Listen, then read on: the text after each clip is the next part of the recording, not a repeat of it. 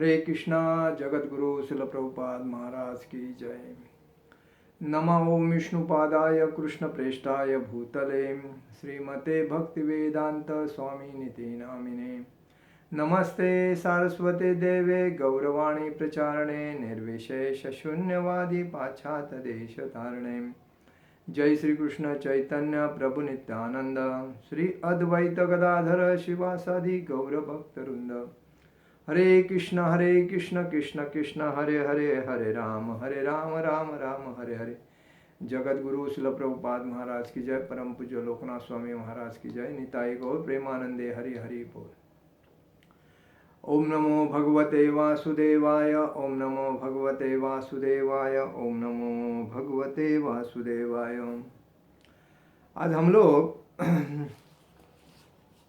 श्रीमद भागवतम स्कंद दूसरा यावर चर्चा करणार आहोत। सृष्टी ज्यावेळेस निर्माण झाली त्याच्या अगोदर अस्तित्वात कोण होतं? भगवान विष्णूच होते। आणि सृष्टीचा विनाश झाल्याच्या नंतरही या धर्तीवर अस्तित्वात कोण असतं? भगवान विष्णूच असतं। त्याच्यावर आपण चर्चा करणार आहोत।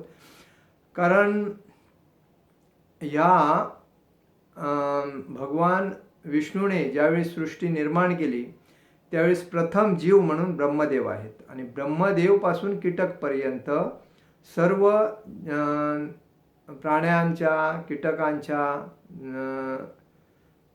जीवनामधल्या हृदयामध्ये अंश रूपात भगवान श्रीकृष्ण वास्तव्यात आहेत। अहमेवासमेवाग्रे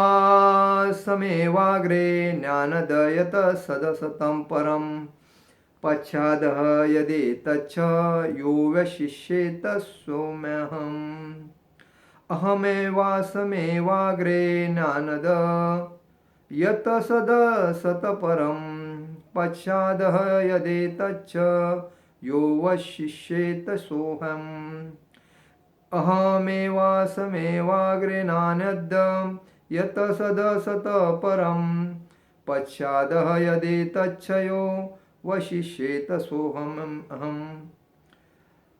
हे ब्रह्मा, सृष्टी रचनेपूर्वी केवळ मीच पुरुषोत्तम, पूर्ण पुरुषोत्तम भगवान अस्तित्वात होतो। त्यावेळी माझ्याशिवाय काहीच अस्तित्वात नव्हते। तसे सृष्टीचे जे कारण, ती भौतिक प्रकृतीशी ही त्यावेळी अस्तित्वात नव्हती। आता तू ज्याला पाहत आहेस तो सुद्धा मीच आहे, पूर्ण पुरुषोत्तम भगवान।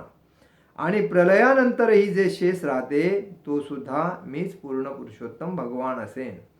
मतलब ज्यावेळेस प्रलय होतो आणि प्रलय झाल्याच्या नंतर संपूर्ण सृष्टी नष्ट होते आणि त्यावेळेस कोणताही जीव नसतो। त्यावेळेस कोण असतं? फक्त पूर्ण पुरुषोत्तम भगवान असतात। आणि म्हणूनच ते बोलतायत। तात्पर्य शील प्रभुपाद महाराज की जय। या ठिकाणी आपण ध्यानात घेतले पाहिजे की भगवंत ब्रह्मदेवा संबोधित आहेत आणि विशेषत्वाने जोर देऊन स्वतःचा उल्लेख करीत आहेत। यासाठी ते सांगत आहेत की सृष्टी निर्मितीपूर्वी केवळ तेच अस्तित्वात होते, केवळ तेच सृष्टीचे पालन करीत आहेत आणि सृष्टीच्या विनाशानंतरही केवळ तेच अस्तित्वात आहेत। ब्रह्मदेवाची निर्मिती ही त्यांनीच केली आहे। निराकारवादी पुढील अर्थाने एकत्वाचा सिद्धांत मांडतात। ब्रह्मदेवाची निर्मिती सुद्धा परम सत्य मी तत्वापासून झालेली असल्याने तो मी तत्वरूपच आहे आणि तो भगवंताशी अर्थात मी तत्वाशी एकरूप आहे। या श्लोकात सांगितल्याप्रमाणे मी या तत्वाखेरीज अधिक काही अस्तित्वात नाही। निराकारवाद्यांचे मत मान्य केलेले तरीही ते मान्य करावेच लागेल की भगवंत हे निर्माता मी तत्व आहे, तर ब्रह्म हा निमित्त मी तत्व आहे। अशा रीतीने या दोन मी तत्वामध्ये नियंत्रक मी व नियंत्रित मी असा भेद आहे। आपण हे ध्यानात घेतले पाहिजे की या दोन मी तत्वाचा वैदिक शास्त्रामध्ये कठोपनिषदात गुणात्मक दृष्ट्या स्वीकार करण्यात आला आहे।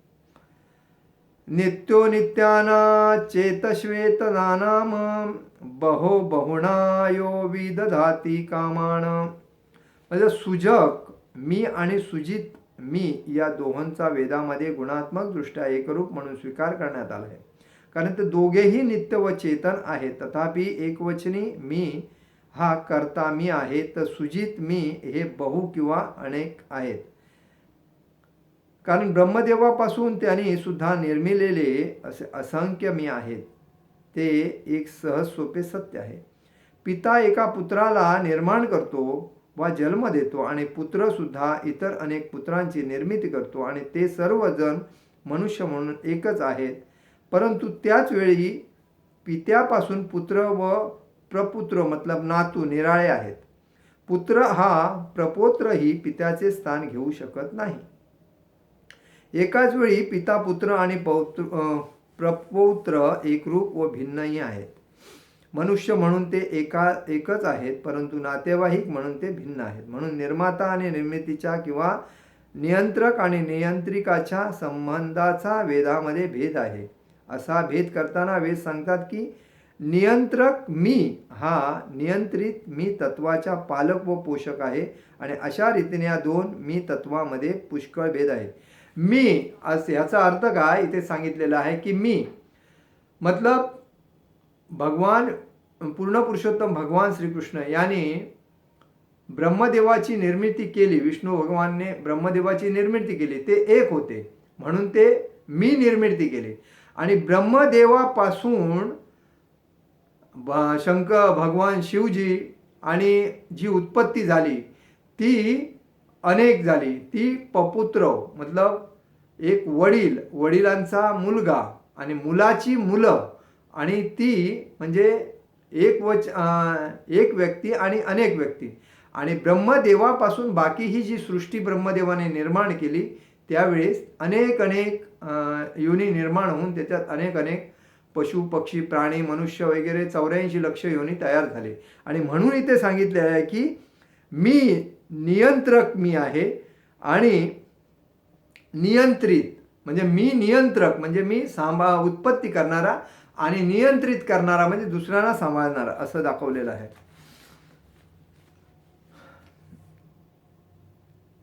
भगवंत आणि ब्रह्मदेव या दोघांचीही व्यक्तित्वे नाकारू शकत नाही. म्हणून अंतिमता नियंत्रक आणि नियंत्रित. नियंत्रक म्हणजे निर्माण करतो आणि त्याला हँडल करतो आणि नियंत्रित म्हणजे पूर्णतः सांभाळणारा असं. म्हणजे जसं प्रेसिडेंट आहे ते मुख्य आहेत आणि त्याच्या अंडरमध्ये जेवढे लोक काम करतात द सेक्रेटरी खजिनदार हे सर्व जे काही डिपार्टमेंट आहेत तर त्याचा अर्थ तो झाला. पण प्रेसिडेंट एक आणि त्याने निर्माण केलेली ही बाकीची पदं असा त्याचा अर्थ होतो.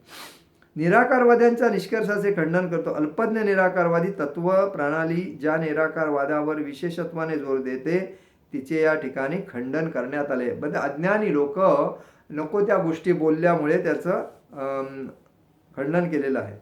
एक साकार पुरुष आहे नियंत्रित मी अर्थात ब्रह्मदेव सुद्धा एक साकार पुरुषच आहेत, परंतु ते परम सत्य नाही. आध्यात्मिक मानसशास्त्रात आत्मसाक्षात्कार करून घेण्यासाठी स्वतःही परमसत्याप्रमाणे मानणे कदाचित सोयीचे असेल. श्लोकात स्पष्टपणे दर्शवल्याप्रमाणे नियंत्रक आणि नियंत्रित म्हणजे नियंत्रक म्हणजे निर्माण करणारा आणि निर्मिती म्हणजे अनेकाची निर्मिती करता तो नियंत्रित त्याला नियंत्रित करणारा म्हणजे दुसऱ्याला हँडल करणारा असा भेद सदैव अस्तित्वात असतो. भगवत धाम हे निराकारवादी समजतात. त्यामुळे शून्यवत वैकुंठ लोक दिव्य विविधतेने पूर्णपणे नटलेले आहेत. तेथील निवासी सुद्धा चतुर्भुज आहेत. तेथे अमर्याद ऐश्वर्य व समृद्धी आहे. वैकुंठामध्ये काय आहे की निवासी जे आहेत ते चतुर्भुज जसे विष्णू भगवान आहेत त्या पद्धतीचेच तिथे लोक राहतात, चतुर्भुजमध्ये राहतात आणि अमर्याद ऐश्वर्य व समृद्धी आहे. तिथे ऐश्वर्य समृद्धी अमर्याद आहे. त्यांच्याबरोबर वैकुंठातील सर्व अलौकिक विविधताही होती. वैकुंठ लोकाचा स्वीकार भगवद्गीतेतही सनातन स्वरूपी म्हणून करण्यात आला आहे. भौतिक विश्वाचा प्रलय झाला तरीही त्याचा प्रलय होत नाही. असे हे दिव्य वैकुंठ पूर्णपणे भिन्न स्वरूपी आहेत आणि ते भौतिक सृष्टीच्या उत्पत्ती, स्थिती व लय या नियमांच्या अधीन नाहीत. ज्याप्रमाणे राज्याच्या अस्तित्वावरून राज्य अस्तित्वाचाही बोध होतो, त्याप्रमाणे भगवंताचे अस्तित्व म्हणजे वैकुंठ लोकाचेही अस्तित्व आहे. बघा, वैकुंठ लोकामध्ये जे लोक जातात ते कोण असतात? मोह करत नाही, माया कोणत्याही गोष्टीची नाही, लोभ करत नाही, ईर्ष्या करत नाही, क्रोध करत नाही, कोणत्याही गोष्टीची अपेक्षा करत नाही, फक्त स्वतःला भगवंताच्या ठिकाणी समर्पित करून त्यांना सकाळ दुपार संध्याकाळ रात्र त्यांच्या तोंडामध्ये भगवंताचं नामस्मरण, भगवंताच्या लीला आणि भगवंताचं गुणगान हेच असतं. आणि तेच लोक हे भौतिक संसारामध्ये कोणत्याही गोष्टीच्या अपेक्षेला न लागता ते सरळ वैकुंठामध्ये जातात. आणि वैकुंठामध्ये गेल्याच्या नंतर तिथे त्यांना चतुर्भुज रूप प्राप्त होतं. आणि चतुर्भुज रूप प्राप्त झाल्याच्या नंतर ते भगवंताचे पार्षद होतात. आणि पार्षद झाल्याच्या नंतर त्यांना तिथल्या सुविधाचा फायदा घेता येतो. तोच फायदा कसा असतो? तिथे कोणत्याही गोष्टीची कमतरता नाही, सर्वस्व ॲटोमॅटिकली असतं फक्त. आणि त्याला परत पुनर्जन्म मरण ह्या चक्रामध्ये यावं लागत नाही. दुसरी गोष्ट, ह्या सृष्टीचा नाश होऊ या राहू त्यांना त्याचा काही फरक पडत नाही. म्हणून इथे दिलं आहे की सृष्टीच्या उत्पत्ती स्थितीचा लय नियमाच्या अधीन, त्याप्रमाणे अस्तित्वावरून राज्यात. तर ह्याचा लय झाला तरी त्यांना काय फरक पडत नाही. सांगायचं तात्पर्य काय की आपण ज्या ह्या मायाच्या लोभामध्ये, माया हे भगवंताचं बाह्य रूप आहे. भगवंताची 3 रूप आहे, एक अंतररूप, एक तटस्थ शक्ती आणि बहिरंगा रूप. ह्या अंतरंगा शक्तीमध्ये ज्यावेळेस प्रवेश करतो व्यक्ती, त्यावेळेस बहिरंगा शक्ती म्हणजे मायाचा त्याच्यावर प्रभाव पडत नसतो. तर तटस्थ शक्तीमध्ये त्याला विचार करावा लागतो की मला काय करायचं आहे. ही माया भगवंताने का निर्माण केली आहे की लोक त्याच्यामध्ये गुरफटून, ह्या मायेतून जो गुरफटून बाहेर निघतो आणि जो भक्तीमध्ये लागून जो भगवत धामामध्ये जातो, तोच खरा मनुष्य योनीतला श्रेष्ठ व्यक्ती, शुद्ध भक्त आहे. अन्यथा जो व्यक्ती मायेला सोडत नाही, पैसा, संपत्ती, प्रॉपर्टी, कार, बँक बॅलन्स, स्त्री संभोग, सुंदर स्त्री, मुलं बाळं आणि म्हणजे प्रतिष्ठा, पैसा, ह्या ज्या गोष्टीच्या आहारी गेलेला व्यक्ती हा कधी वैकुंठात जात नाही. हा फक्त तो गेला जरी, पुण्य त्याने केलं तरी ह्याच्यामध्ये जातो, कुठे धामामध्ये जाऊन येतो, रिटर्न येतो तो. म्हणजे त्याला पूर्ण धाम मिळत नाही, कोणतं धाम? वैकुंठ धाम मिळत नाही.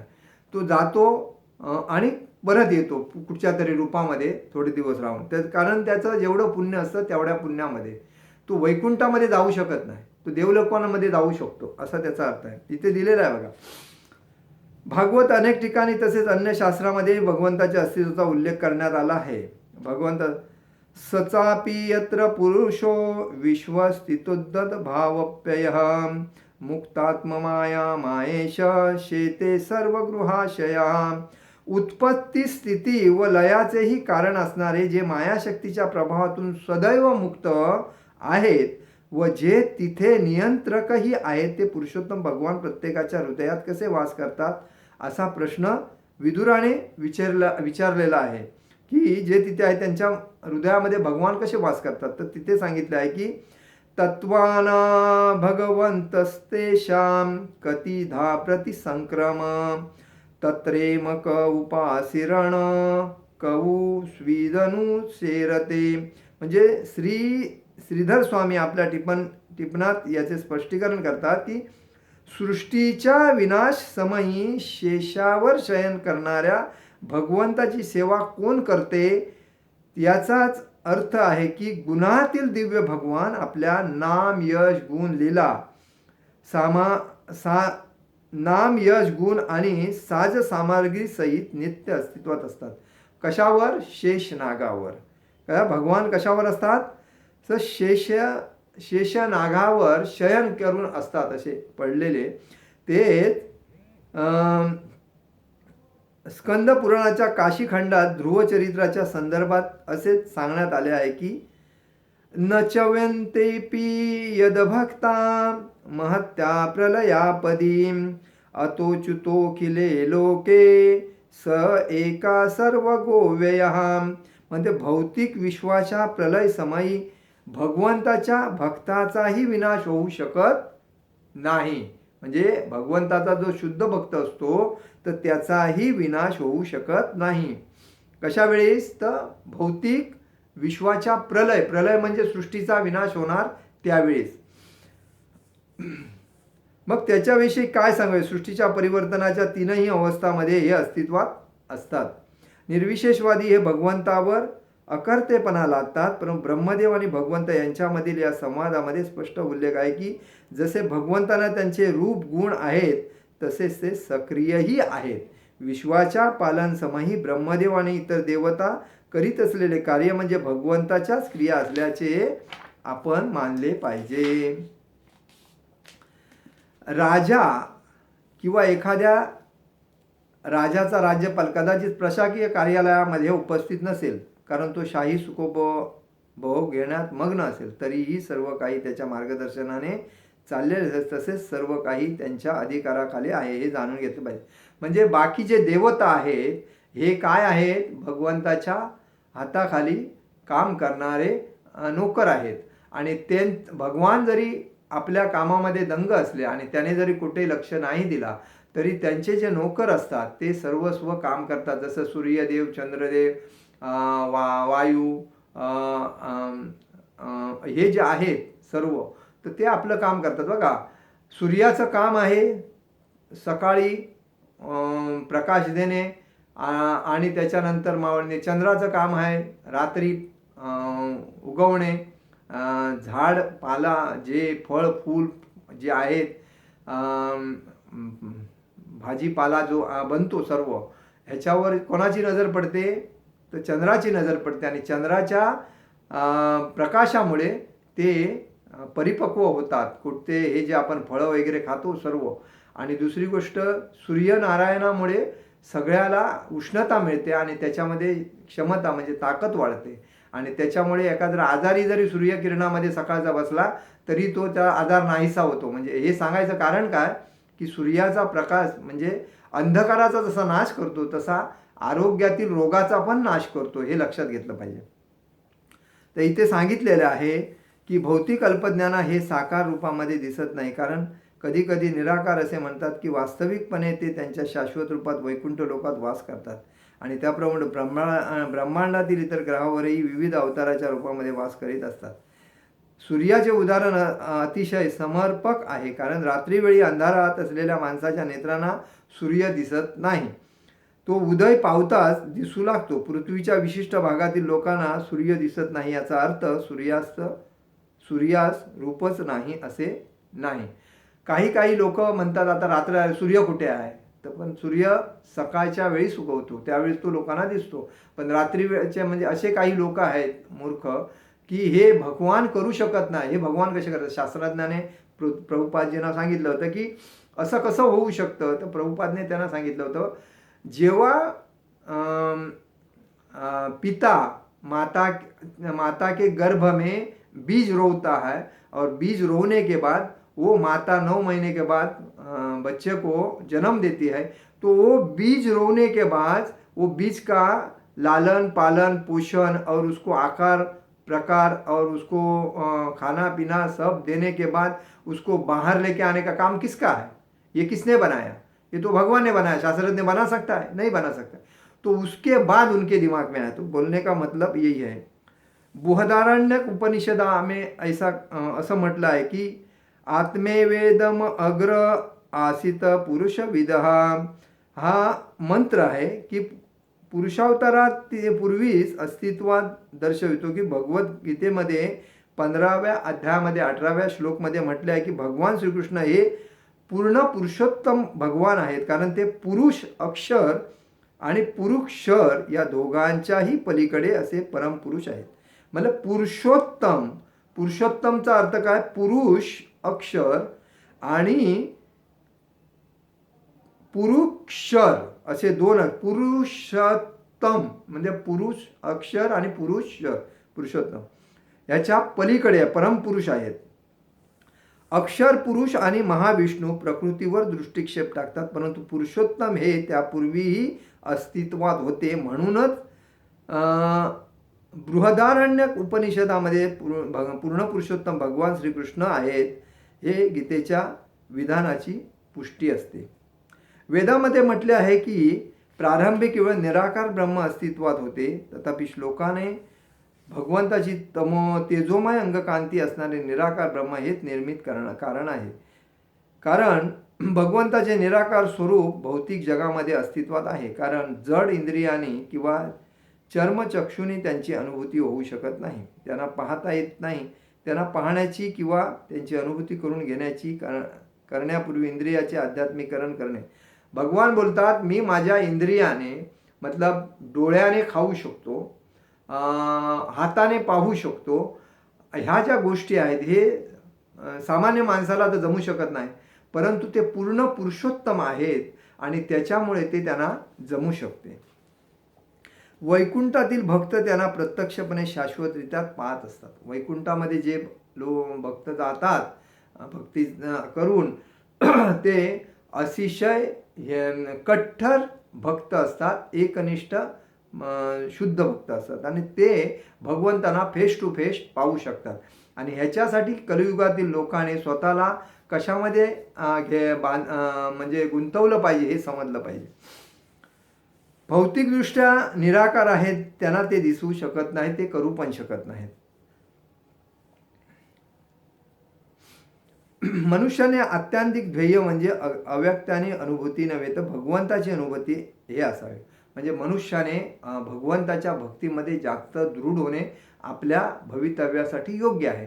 आपण आज काय करतो की इंद्रिय तृप्तीसाठी दिवस रात्र मेहनत करतो, पण ही मेहनत तात्पुरती आहे आणि ही फक्त जन्म मृत्यू जरा व्याधी इथपर्यंत आहे. म्हणजे जसं जनावर आपल्या पोट भरण्यासाठी सकाळी उठल्यापासून संध्याकाळीपर्यंत 7 वाजेपर्यंत तिचं काम चालू असतं, काय तर हे खायला मिळते खायला मिळते, पण तसं मनुष्य आपल्या इंद्रियाची तृप्ती करण्यासाठी कुठे कुठे मेहनत करत असतो, इथे मिळव तिथे मिळव तिथे मिळव, पण त्याचं पोट कधीच भरत नाही. याचं कारण काय की तो स्वतः अपयशी ठरलेला आहे. कशामध्ये तर इंद्रिय तृप्तीमध्ये आपलं पूर्ण लक्ष घालून.